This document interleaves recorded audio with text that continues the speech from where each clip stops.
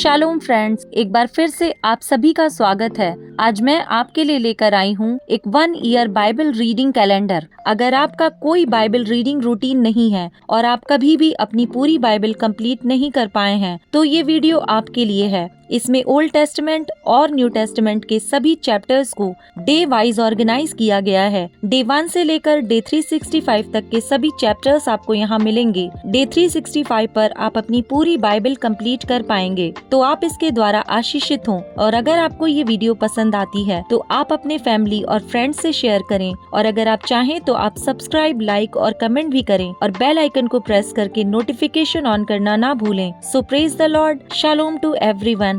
Let's get started. Day 208, Psalm, chapter number 50. सच्ची आराधना। सर्वशक्तिमान परमेश्वर यहोवा ने कहा है और उद्याचल से लेकर अस्ताचल तक पृथ्वी के लोगों को बुलाया है। सियोन से जो परम सुंदर है, परमेश्वर ने अपना तेज दिखाया है। हमारा परमेश्वर आएगा और चुपचाप ना रहेगा। आग उसके आगे आगे भस्म करती जाएगी और उसके चारों ओर बड़ी आंधी चलेगी। वह अपनी प्रजा का न्याय करने के लिए ऊपर के आकाश को और पृथ्वी को भी पुकारेगा।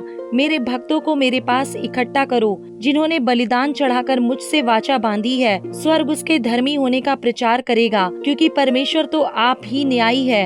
हे मेरी प्रजा, सुन, मैं बोलता हूँ। हे इज़राइल, मैं तेरे विषय साक्षी देता हूँ।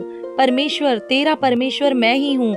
मैं तुझ पर तेरे मेल बलियों के विषय में दोष नहीं लगाता। तेरे होम बलि तो नित्य मेरे लिए चढ़ते हैं। मैं ना तो तेरे घर से बैल और न तेरे पशुशाला से बकरी लूंगा, क्योंकि वन के सारे जीव जंतु और हजारों पहाड़ों के जानवर मेरे ही हैं। पहाड़ों के सब पक्षियों को मैं जानता हूँ और मैदान पर चलने फिरने वाले जानवर मेरे ही हैं। यदि मैं भूखा होता तो तुझसे ना कहता, क्योंकि जगत और जो कुछ उसमें है वह मेरा है। क्या मैं बैल का मांस खाऊं या बकरों का लहू पीऊं? परमेश्वर को धन्यवाद ही का बलिदान चढ़ा और परम प्रधान के लिए अपनी मन्नतें पूरी कर और संकट के दिन मुझे पुकार। मैं तुझे छुड़ाऊंगा और तू मेरी महिमा करने पाएगा। परंतु दुष्ट से परमेश्वर कहता है, तुझे मेरी विधियों का वर्णन करने से क्या काम? तू मेरी वाचा की चर्चा क्यों करता है? तू तो शिक्षा से बैर करता और मेरे वचनों को तुच्छ जानता है। जब तूने चोर को देखा तब उसकी संगति से प्रसन्न हुआ और परस्त्रीगामियों के साथ भागी हुआ। तूने अपना मुंह बुराई करने के लिए खोला और तेरी जीभ छल की बातें गढ़ती है। तू बैठा हुआ अपने भाई के विरुद्ध बोलता और अपने सगे भाई की चुगली खाता है। यह काम तूने किया और मैं चुप रहा, इसलिए तूने समझ लिया कि परमेश्वर बिल्कुल मेरे समान है। परंतु मैं तुझे समझाऊंगा और तेरी आंखों के सामने सब कुछ अलग अलग दिखाऊंगा। हे परमेश्वर को भूलने वालों, यह बात भली भांति समझ लो। कहीं ऐसा ना हो कि मैं तुम्हें फाड़ डालूं और कोई छुड़ाने वाला ना हो। धन्यवाद के बलिदान का चढ़ाने वाला मेरी महिमा करता है, और जो अपना चरित्र उत्तम रखता है उसको मैं परमेश्वर का किया हुआ उद्धार दिखाऊंगा। साम चैप्टर नंबर 51। पाप क्षमा के लिए प्रार्थना। हे परमेश्वर, अपनी करुणा के अनुसार मुझ पर अनुग्रह कर। अपनी बड़ी दया के अनुसार मेरे अपराधों को मिटा दे। मुझे भली भांति धोकर मेरा अधर्म दूर कर और मेरा पाप छुड़ाकर मुझे शुद्ध कर। मैं तो अपने अपराधों को जानता हूँ और मेरा पाप निरंतर मेरी दृष्टि में रहता है। मैंने केवल तेरे ही विरुद्ध पाप किया और जो तेरी दृष्टि में बुरा है वही किया है, ताकि तू बोलने में धर्मी और न्याय करने में निष्कलंक ठहरे। देख, मैं अधर्म के साथ उत्पन्न हुआ और पाप के साथ अपनी माता के गर्भ में पड़ा। देख, तू हृदय की सच्चाई से प्रसन्न होता है और मेरे मन ही में ज्ञान सिखाएगा। जूफा से मुझे शुद्ध कर तो मैं पवित्र हो जाऊंगा। मुझे धो और मैं हिम से भी अधिक श्वेत बनूंगा। मुझे हर्ष और आनंद की बातें सुना, जिससे जो हड्डियां तूने तोड़ डाली हैं वे मगन हो जाएं। अपना मुख मेरे पापों की ओर से फेर ले और मेरे सारे अधर्म के कामों को मिटा डाल। हे परमेश्वर, मेरे अंदर शुद्ध मन उत्पन्न कर और मेरे भीतर स्थिर आत्मा नए सिरे से उत्पन्न कर। मुझे अपने सामने से निकाल ना दे और अपने पवित्र आत्मा को मुझसे अलग ना कर। अपने किए हुए उद्धार का हर्ष मुझे फिर से दे और उदार आत्मा देकर मुझे संभाल। तब मैं अपराधियों को तेरा मार्ग सिखाऊंगा और पापी तेरी ओर फिरेंगे। हे परमेश्वर, हे मेरे उद्धार करता परमेश्वर, मुझे हत्या के अपराध से छुड़ा ले, तब मैं तेरे धर्म का जय जयकार करने पाऊंगा। हे प्रभु, मेरा मुंह खोल दे तब मैं तेरा गुणानुवाद कर सकूंगा, क्योंकि तू मेल बलि से प्रसन्न नहीं होता, नहीं तो मैं देता। होम बलि से भी तू प्रसन्न नहीं होता। टूटा मन परमेश्वर के योग्य बलिदान है। हे परमेश्वर, तू टूटे और पिसे हुए मन को तुच्छ नहीं जानता। प्रसन्न होकर सियोन की भलाई कर, यरूशलेम की शहरपनाह को तू बना। तब तू धर्म के बलिदानों से अर्थात सर्वांग पशुओं के होम बलि से प्रसन्न होगा। तब लोग तेरी वेदी पर बैल चढ़ाएंगे। साम चैप्टर नंबर 52। परमेश्वर का न्याय और अनुग्रह। हे वीर, तू बुराई करने पर क्यों घमंड करता है? ईश्वर की करुणा तो अनंत है, तेरी जीभ केवल दुष्टता गढ़ती है। सान धरे हुए उस्तरे के समान वह छल का काम करती है। तू भलाई से बढ़कर बुराई में और धर्म की बात से बढ़कर झूठ से प्रीति रखता है। हे छली जीभ, तू सब विनाश करने वाली बातों से प्रसन्न रहती है। निश्चय ईश्वर तुझे सदा के लिए नष्ट कर देगा। वह तुझे पकड़कर तेरे डेरे से निकाल देगा और जीवितों के लोक से तुझे उखाड़ डालेगा। तब धर्मी लोग इस घटना को देखकर डर जाएंगे और यह कहकर उस पर हंसेंगे, देखो यह वही पुरुष है जिसने परमेश्वर को अपनी शरण नहीं माना, परंतु अपने धन की बहुतायत पर भरोसा रखता था और अपने को दुष्टता में दृढ़ करता रहा। परंतु मैं तो परमेश्वर के भवन में हरे जैतून के वृक्ष के समान हूँ। मैंने परमेश्वर की करुणा पर सदा सर्वदा के लिए भरोसा रखा है। मैं तेरा धन्यवाद सर्वदा करता रहूंगा, क्योंकि तू ही ने यह काम किया है। मैं तेरे ही नाम की बाट जोहता रहूंगा, क्योंकि यह तेरे पवित्र भक्तों के सामने उत्तम है। Acts chapter number 27 verse number 1 to 26। पौलुस की रोम यात्रा क्रेते तक।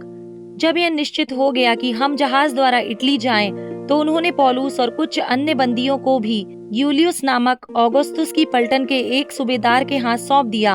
अद्रमुत्तियुम के एक जहाज पर, जो आसिया के किनारे की जगहों में जाने पर था, चढ़कर हमने उसे खोल दिया और अरखिस्तुस नामक थिस्सलुनीके का एक मकिदूनी हमारे साथ था। दूसरे दिन हमने सैदा में लंगर डाला और यूलियुस ने पौलुस पर कृपा करके उसे मित्रों के यहाँ जाने दिया कि उसका सत्कार किया जाए। वहाँ से जहाज खोलकर हवा विरुद्ध होने के कारण हम साइप्रस की आड़ में होकर चले और किलिकिया और पंपुलिया के निकट समुद्र में होकर लूसिया के मूरा में उतरे।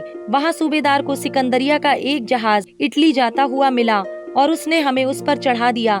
जब हम बहुत दिनों तक धीरे धीरे चलकर कठिनाई से कनिदुस के सामने पहुँचे, तो इसलिए कि हवा हमें आगे बढ़ने ना देती थी, हम सलमोने के सामने से होकर क्रेते की आड़ में चले और उसके किनारे किनारे कठिनाई से चलकर शुभ लंगरबारी नामक एक जगह पहुँचे, जहाँ से लस्या नगर निकट था।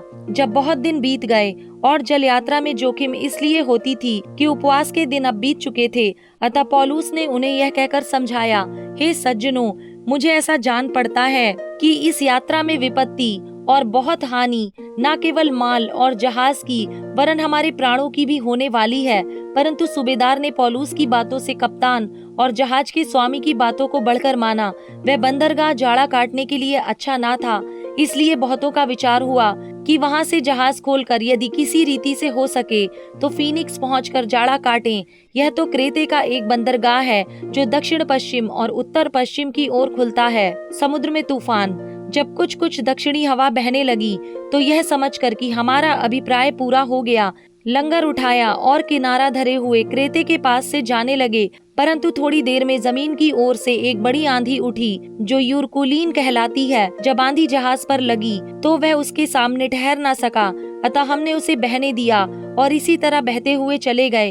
तब कौदा नामक एक छोटे से टापू की आड़ में बहते बहते हम कठिनाई से डोंगी को वश में कर सके। फिर मल्लाहों ने उसे उठाकर अनेक उपाय करके जहाज को नीचे से बांधा और सुरतिस के चोर बालू पर टिक जाने के भय से पाल और सामान उतारकर बहते हुए चले गए। जब हमने आंधी से बहुत हिचकोले और धक्के खाए, तो दूसरे दिन वे जहाज का माल फेंकने लगे और तीसरे दिन उन्होंने अपने हाथों से जहाज का साज सामान भी फेंक दिया। जब बहुत दिनों तक न सूर्य न तारे दिखाई दिए और बड़ी आंधी चलती रही, तो अंत में हमारे बचने की सारी आशा जाती रही। जब वे बहुत दिन तक भूखे रह चुके, तो पौलुस ने उनके बीच में खड़े होकर कहा, हे लोगों, चाहिए था कि तुम मेरी बात मानकर क्रेते से ना जहाज खोलते और न यह विपत्ति आती और न यह हानि उठाते।